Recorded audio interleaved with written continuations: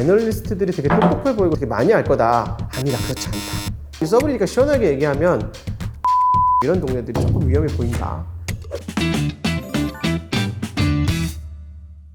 안녕하세요, 서브리입니다. 인플레이션 얘기를 좀 한번 해볼까 해요. 자, 여기 마케터분들, 커머스 하시는 분들에게도 인플레이션 중요합니다. 인플레이션 뭐죠? 가격이 오르는 걸 우리가 인플레이션이라고 해요. 근데 이 인플레이션이라고 하면은 되게 단순하게 지난 코로나 20년부터 21년도까지 2년 동안 금리 인하를 한 다음에 금리 인하는 안 될 것 같으니까 자산을 매입하면서 양적 완화, 돈을 풀었다는 거잖아요. 돈을 풀었으니까 인플레이션 시작되는 게 당연한 거 아니냐라고 말씀을 하시는데, 사실은 서브프라임 이후에도 그렇게 돈을 풀었는데 인플레이션이 없었어요. 코로나 이후에 인플레이션이 좀 생겼는데, 이게 왜 생겼냐라고 하면 이 공급망 이슈가 강합니다. 없어서 못 판다는 뜻이에요. 원래 없어서 못 판다는 게 존재하지 않으려면 가격이 이게 수급에 따라서 올라가줘야 되는데 설정된 소비자가에 멈춰 있으니까 공급이 부족한 형태가 일어나는 거죠. 그럼 공급이 왜 부족하냐면 중국이 생산을 잘 못했어요. 아시는 분들은 아시겠지만 상해부터 시작해갖고 락다운을 지난 몇 달간 했고, 우리 또 이 푸틴 형 이거 시원하잖아. 이 푸틴 형이 전쟁한 지가 6개월이 되다 보니까 여기 있는 자원의 이슈가 생긴 거죠. 근데 그럼 FOMC라고 하죠. 연준은 도대체 금리를 왜 올린 거야? 이거 공급망 이슈가 해결이 안 되면 물가 못 잡는데, 물가가 오르면 기대 인플레이션이라는 게 생겨요. 기대 인플레이션이라는 게 뭐냐면, 자, 우리 캠핑용품 장비라고 봅시다. 캠핑 장비가 계속 오르니까 11월에 캠핑을 갈 거였어. 11월에 사면 더 비쌀 것 같으니까 미리 사재기를 하는 거예요. 이게 이제 기대 인플레이션인 거죠. 기대 인플레이션까지 왜 잡으려고 하냐면, 인플레이션이 고착화돼요. 앞으로 계속 물가가 오를 거야 라는 생각을 하는 사람들이 많아지면 많아질수록, 야, 물가가 오르기 전에 얼른 사야지 라는 현상이 생긴단 말이에요. 요거를 깨야겠다 라고 해서 이제 이자율을 올린 거죠. 그래서 이거는 많이 깨진 것 같아요. 공급망 이슈가 끝날 때까지 그 이자를 빵빵빵 때려 놓을 테니까 너 지금 사지 말고 좀 기다려라, 이런 메시지예요. 기대 인플레이션을 잡으려고 이자율을 올린 거지, 인플레이션은 이자율로 잡는다 못 잡는다? 그게 어렵다. 왜냐면 공급망 이슈로 있는 거다. 근데 이제 그러면 경기가 침체되면서 고용이 무너질 것 같으니까 고용을 보기 위해서 실업률로 봅니다. 여기 이제 어떤 문제가 생기냐면, 실업률을 계산할 때는 원래 취업하고자 하는 희망인 사람들, 그러니까 구직 희망자라고 하죠. 이 사람들이 중요한데, 돈을 회사에 가서 출근해서 벌어도 별로 도움이 안 되는 것 같아, 이런 사람들이 좀 생겼단 말이에요, 최근에. 이 사람들을 디스커리지드 워커라고 해요. 이상한 번역체로 실망 실업자라고 하는데, 이 실망 실업자는 어떤 이슈가 있냐면 구직을 희망하지 않는 사람들이에요. 그래서 이 사람들은 실업률 통계에서 빠집니다. 이 실망 실업자가 늘어나면서 실업률 통계에 노이즈가 끼는 거죠.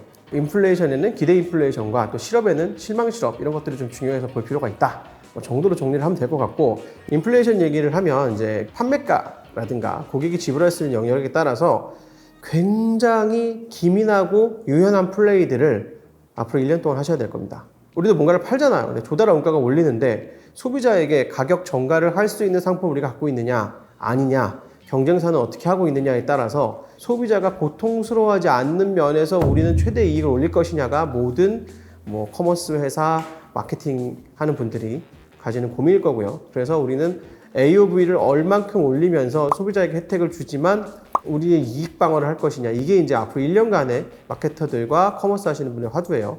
마케터 분들은 인플레이션에 대비해서 뭘 하셔야 되냐면, 끊임없이 소비자를 실험해 보셔야 됩니다.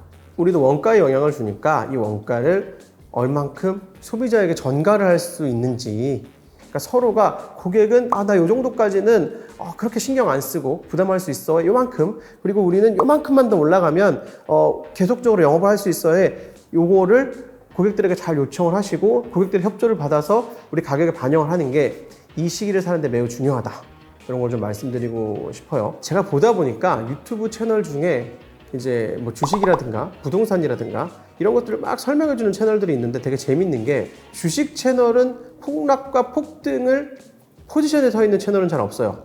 작금의 사태는 이런 일이 있었고 그래서 시장이 이렇게 반영될 겁니다 라고 하는 굉장히 단기 전망을 주로 하세요. 원래 애널리스트라는 직업이 분석하고 설명하는 직업이에요. 예언가가 아니에요. 있는 현상을 분석해 가지고 합리적인 추론을 통해서 이렇게 될 수도 있을 것 같다는 자기 의견을 말하는 사람인데, 분석이 얼마나 정교하게 얼마나 논리적으로 됐는지가 중요한 거지, 맞추고 틀리고가 막 중요하지 않아요. 애널리스트들이 되게 똑똑해 보이고 저 사람들 전문가니까 뭐 되게 많이 알 거다. 아니다, 그렇지 않다. 우리의 평균적인 것보다 그 사람 전문가일 것 같은데 그냥 논리 구조를 쌓는 거에 익숙한 분들이지 뭐 대단한 전문가여가지고 그 사람들이 미래를 잘 못 맞춘다. 내가 봤을 때 가장 합리적인 논리 구조를 하는 사람을 보고 아 이게 맞는 것 같다 해서 이 사람들이 과거에도 비슷한 식으로 맞췄는지 보는 건 중요하다. 부동산은 딱 정해져 있어요. 부동산 가격은 2015년도로 돌아가지 않습니다.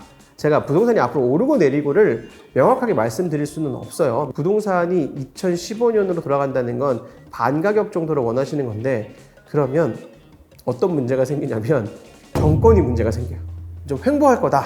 아니면 좀 외곽부터 조금 내려갈 수 있다. 근데 조금 내려간다는 게 뭐 많이 내려가 봐야 2020년 정도 내려가면 꽤 많이 내려간 거예요. 15년은 어림없는 소리고 뭐 우리 서브리니까 시원하게 얘기하면 작년에 어마어마하게 시장 수익률을 넘어간 데들이 있죠.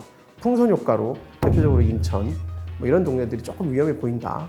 다른 데들이 규제를 해제했을 때 좀 매력이 없어 보인다는 말이 맞을 것 같네요.